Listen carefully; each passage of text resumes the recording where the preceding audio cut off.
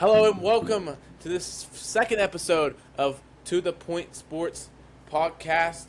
Today we will be talking about coming down to the wire of the spring season, a lot of sports going down, and some of them ending for Point Park, and some of them looking to bring back a championship. We'll be right back. And we're back. Me, myself, and I, Avery Totten, here with my co-host Johnny Bertucci. And like we were saying, the spring season, came around the corner, and it's gone like that, Johnny. And for a lot of people that don't know, you actually are on the baseball team. And how is that? How is that as being a student athlete? I mean, I think it's great, right? It's definitely, it takes a lot out of you. Like, my arm it's getting there. It's getting there. It's definitely time to rest it up a bit. I mean, you get through the fall, you're feeling a little spicy. Get to the spring, then you start feeling it a lot. And this is go time for a lot of those guys for the varsity, Their arms, they're starting to feel it a bit, but they just got to push through it. I mean, the tournament's coming up. As for Point Park, 3-1 split with Frostburg. I would say that's pretty good, but that last one we definitely could have used to tie their record and possibly put us ahead of them. And Wheeling has been killing it, leading the MEC right now for baseball. But yeah, we're looking hot, and we have bats going a lot. You look at Olindo Pazone, that's a guy who went 3 for 3. I believe maybe 3 for 4, but he had 3 nukes in one of those games. The next game he got out a couple times, but those nukes benefit us so much. I think actually almost all of our runs were purely off of those nukes. He had a grand slam in there too. So yeah, a lot of hitting. Yeah, for sure. Yeah, for a lot of people that don't know, just a lot of teams in college sometimes don't even have a JV team, and here at Point Park we do, and that's where you see a lot of these freshmen and sophomore people go. And that's not just saying they're bad. It's just, we have better people, of course, at varsity, and it shows. So as of right now in the MEC, Point Park is third in the north part of the conference.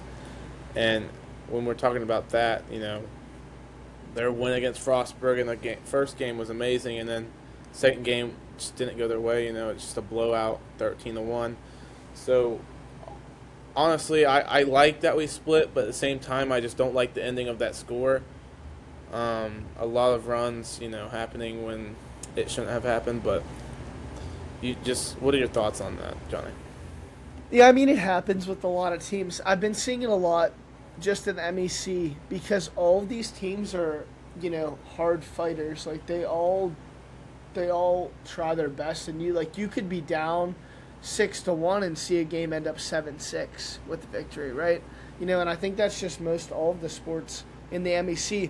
But going back to what you said about the JV and varsity, a lot of those teams in PSAC, even in MEC, do not have JV.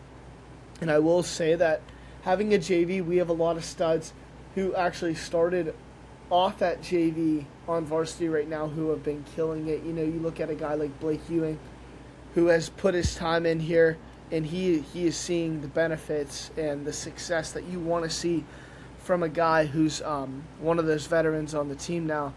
And I think it's just a smart process, right?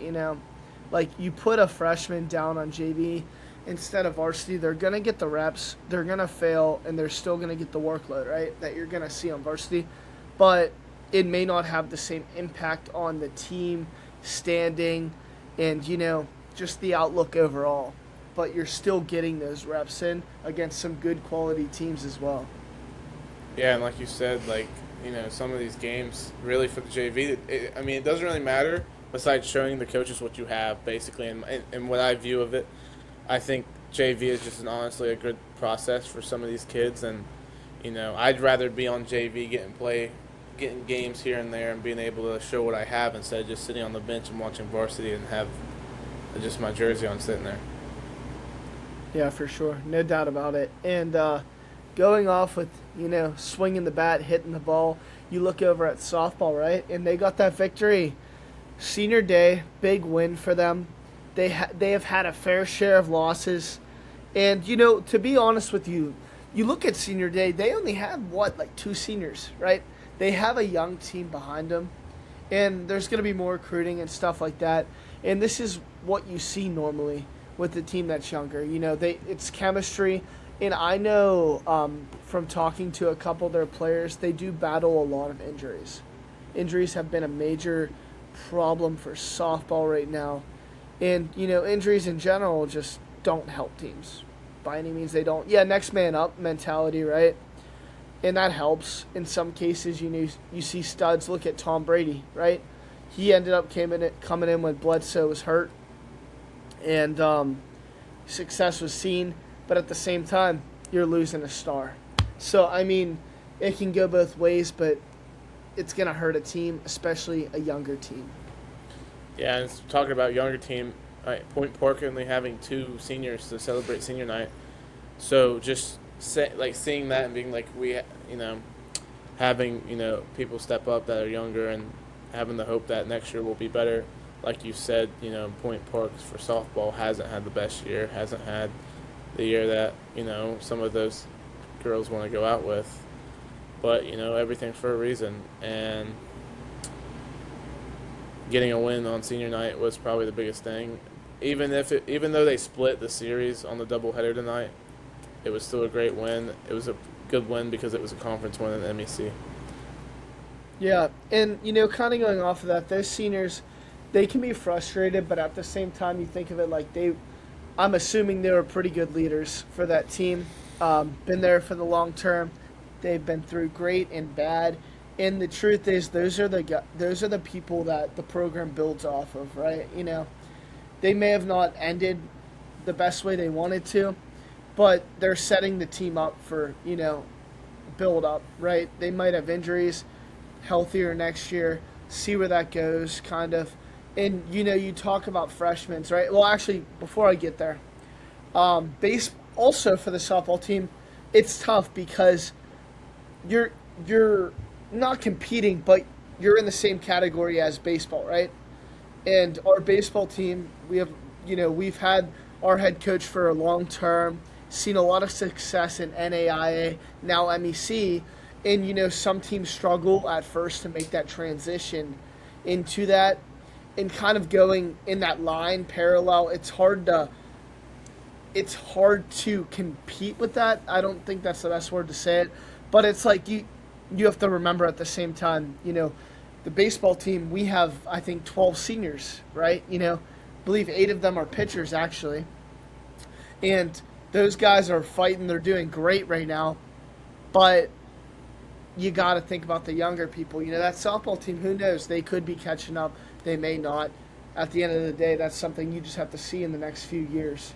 But speaking of young teams, lacrosse, right? That's a pretty big one. Yeah, lacrosse coming down to the wire here. Their last games this upcoming week. And, what are your thoughts of just both of those teams as of right now?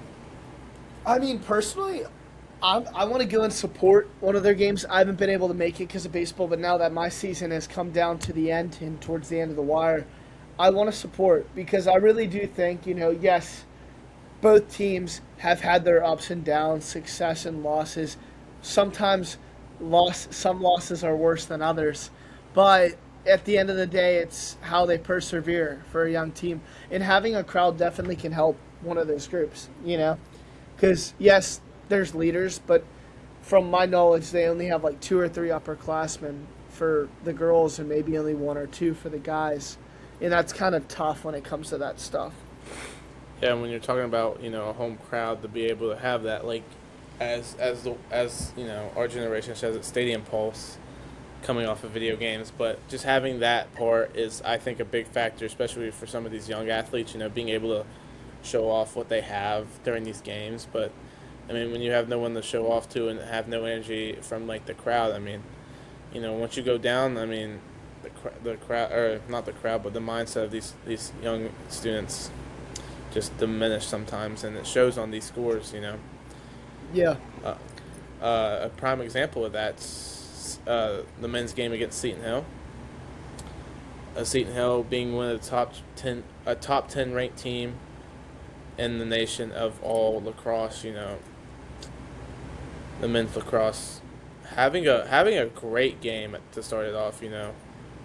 4-4 game at one point, and then they just couldn't capitalize off of having momentum that Seton Hill didn't think they would be able to have, and it of course didn't come out the way they wanted it to. But when we go back to the crowds and all that, a good example of this is the clubs that run games like they did in basketball during the winter season.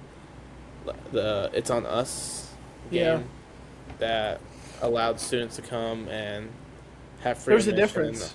Yeah, there's a Big big difference. And not just that, but having a free admission, like I said, but getting a free T-shirt out of it too, and just being able to have fun with their friends and stuff. And it clearly showed Point Park women's that day, being able to upset a conference opponent in the MEC, Fairmont State, but not the outcome that the men had.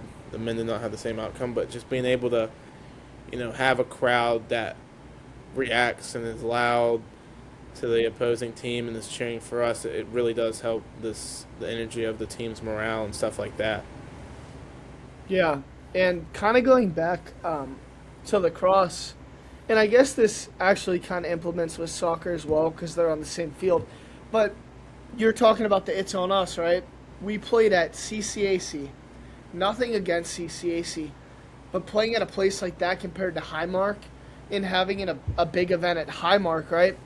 That's going to just get so many people. I mean, you probably could fit half of our enrollment, if not the whole thing, in Highmark Stadium itself. I mean, you saw for one of the soccer games, our coach had us go to the game, and the energy was there. The energy was most definitely there. And it's like, I would love to be in that position, right?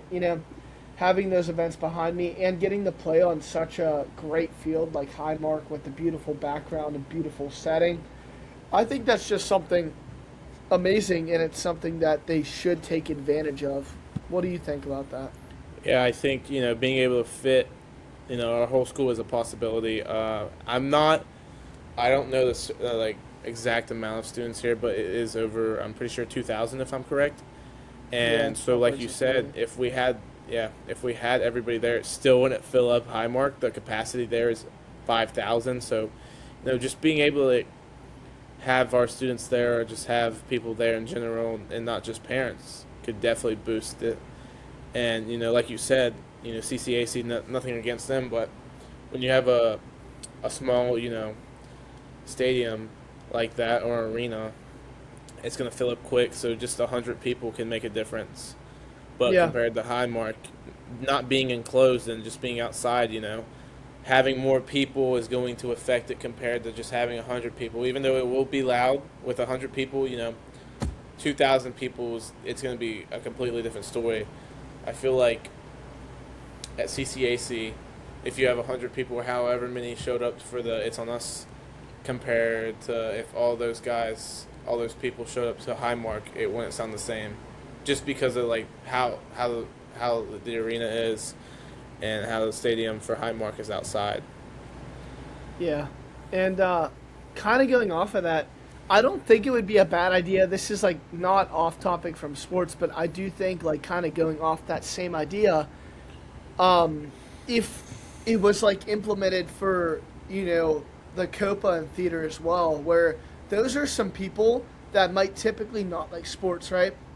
But you attend events of theirs and they attend events of Yeah. ours, and you Yeah. build a culture here that is a sports and performance side of it, and not just split. Because I hate saying it over here, like I'm not dissing on my school, but I definitely see that. I don't think there's many dancers, Copa, or performance people that are that intrigued in sports. I could be taking a shot in the dark there, Yeah. but I think having those fans for both sides could be really big just for the school in general. You know? Yeah, when you're talking about that, having people advertise, I swear I see it all the time for Copa Student or musical theater, show out to our show tonight.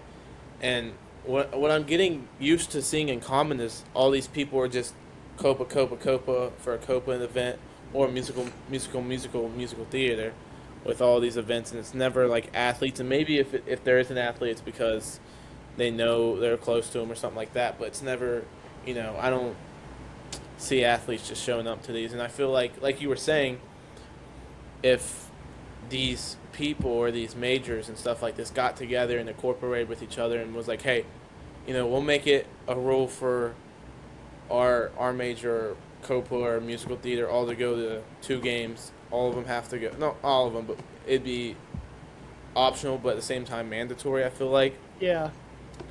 to go to a sports game, all of them together at a certain sports game, and then student or athletes go to either a Copa or a musical theater event. And I kind of get that same feeling like it's for freshmen here that, or just people in general who have been here since freshman year, knowing what City University is a class that is mandatory. Yeah. Go into these events that are mandatory and having to scan in and show that you're here, and then having to discuss on it during a class discussion. I feel like that's the type of vibe I'm getting from what you're saying. But having certain events or like multiple events for these people to go to, if they do that, then of course the population of the crowd will be better. I genuinely think that was a great idea, Johnny. Yeah, that was straight off the top of the dome. But going off a crowd, right? You're talking about population and crowd. I think we're missing a pretty big event that's coming up right around the corner here, and that's the NFL draft, right? Yep. Classes virtual, just like how me and you are doing this right now. It's going to be a little weird. Kind of remind me of those COVID years a little bit, but I don't want to jinx it. I'll knock on wood. But going back to the draft, I think it will be interesting. I mean, I'm very blessed to have the opportunity to help, and I'm sure you're the same way. And it's going to be fun. You get the network, meet new people, and all those things. But I was a little surprised, in a way, of the number one pick not going to be present or in person for the draft. What are your thoughts on that?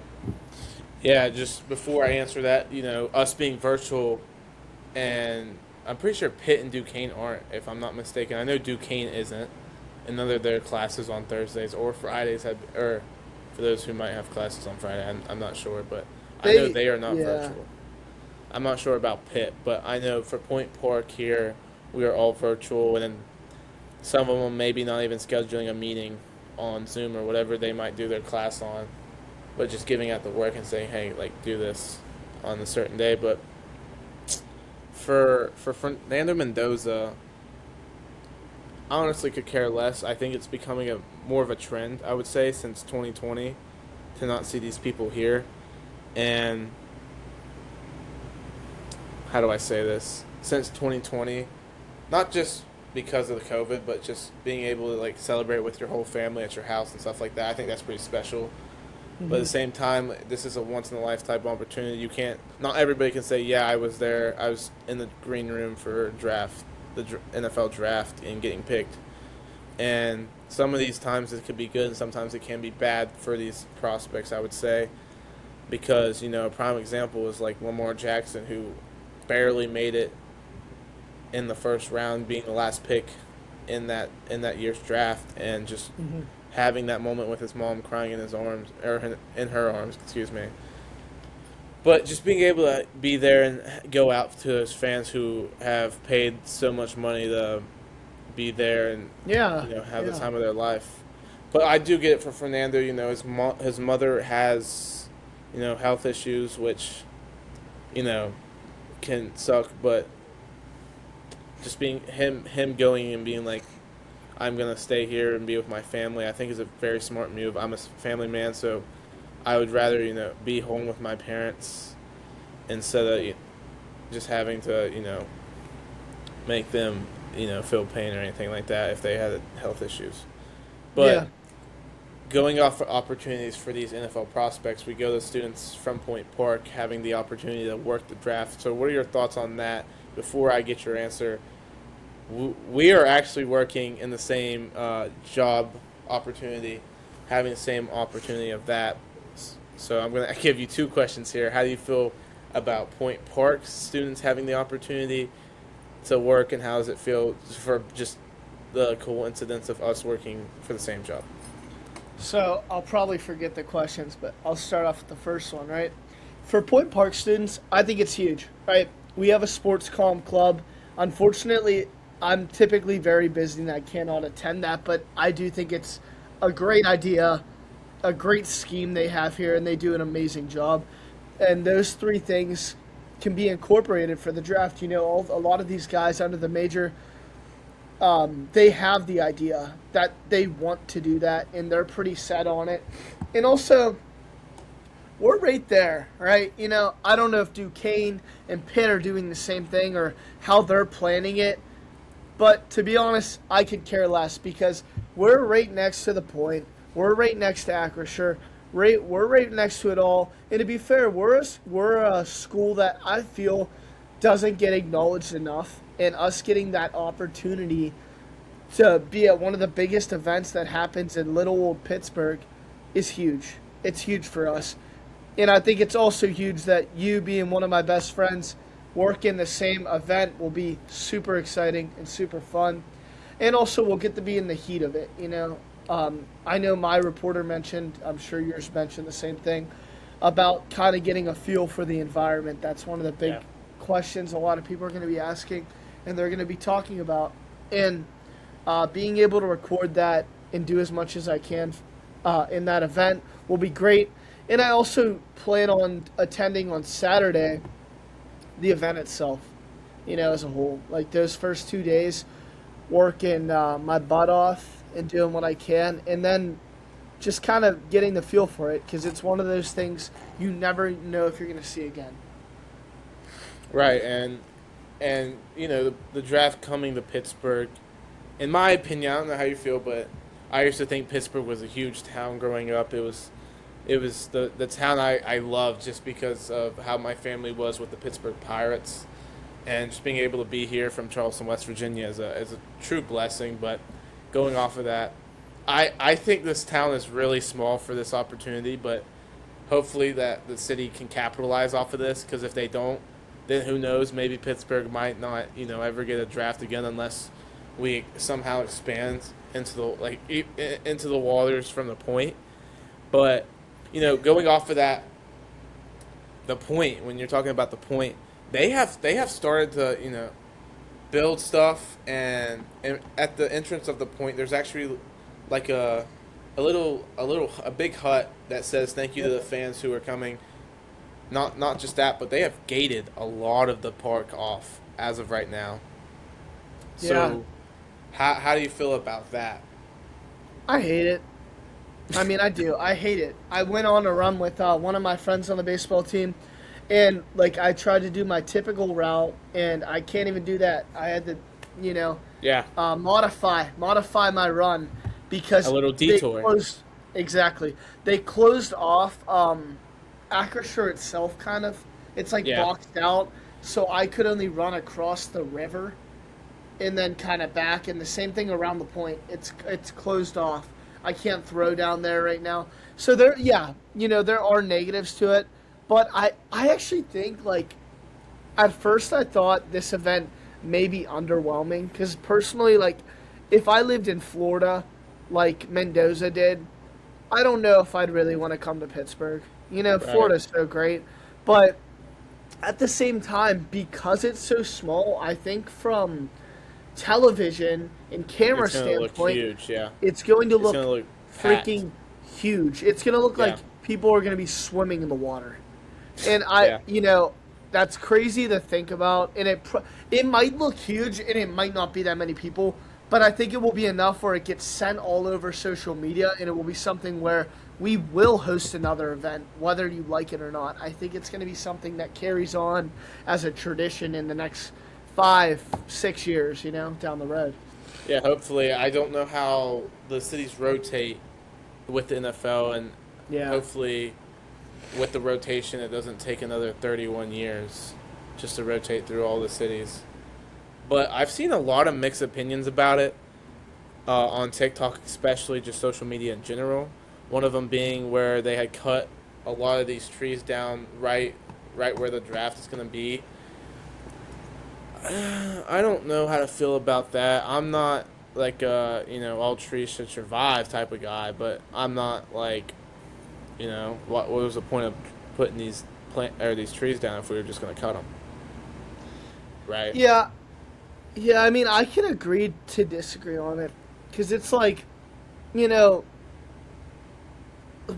I don't really know what the trees were doing for us in the first place, right? It's in the It's just city. decoration. I There's think it's just like yeah, just to be there. that's true. But at the same time, you look at decorations, fixing up Market Square, right? That's a big one. Yep. Going across the bridge from the Pirates Stadium, they just established a huge stomping ground, which looks like they might even throw a little concert there. Like, it's going to be crazy. And then even further than that, think about the South Side and all the other parts. It's going to be packed. There's going to be concerts everywhere. I know Nelly's coming. Like, I know there's a lot of people that Wiz are going to love Khalifa, that. Exactly. a man known He's in a the 412. hometown hero. Yep. Exactly. If Mac was with us, rest in peace, he would probably be here Yeah, performing probably. the same exact thing. So Because I the mean, Pirates love that guy. The Pirates. oh Sorry my for cutting you gosh. off, but No, you're just good. having a Mac Miller night. I went last year, and I was literally 10 people away from getting the bobblehead, and they sold out where my section was. But it was a family trip just to get a feel of Pittsburgh, and not just that, but I just love the Pirates. So why not go for a bobblehead that I didn't get, sadly, but. And all these artists, and not just that, how packed it's going to be, but talking to some families and stuff, family friends have told them that they're that who lease their house right now, are actually going to be letting people rent their house out during the draft, and they're going to be staying at hotels. So I think that's a big money move, not just for them, but why not just take the opportunity? for sure. I saw that personally since I'm over in Oakmont when the Open came around. We did it once, maybe twice, where we did rent our house out. We're next to it and everything, and it is a big moneymaker. But at the same time, it's hard. Like, we usually went on vacation, but I know, like, some people would go in hotels like that, and that's rough. That's tough, especially with traffic and all of those other things blocking off. And speaking of traffic, the Pens, right? The Pens just lost to the Flyers, but they're going to have games too, and that's a big rivalry, Yeah, I right? didn't even think about that. Yeah, Like, that's going to cross-state pack out rivals, a yeah. lot. And I don't do know you how know it's when gonna those work. games are? Because I know I don't one's during the know. draft. I'm pretty one. Yeah, I pretty think sure there one's is during. one.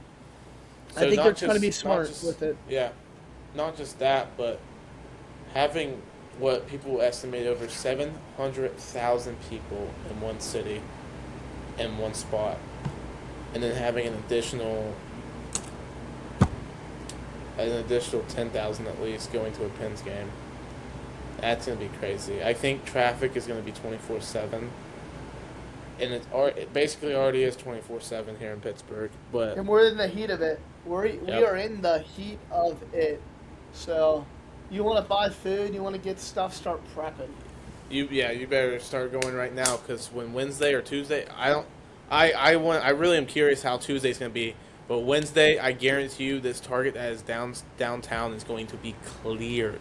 I guarantee you, they are going to be so busy during this week, it's not going to be funny. I swear, I could call it right now. I think that a lot of these rows are going to be so stacked that these people at Target are going to have to work overtime during the night, and they won't be done till like late night.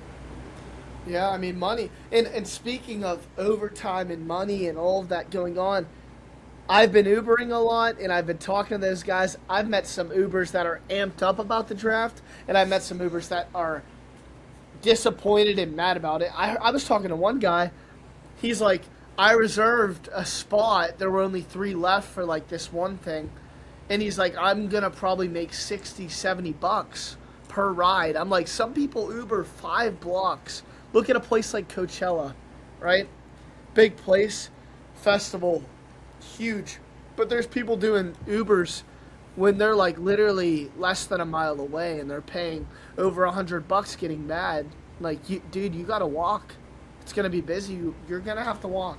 Small When city. you're talking about when you're talking about walking, I feel like Pittsburgh is so so open and so like accessible for people to walk during during the fall semester.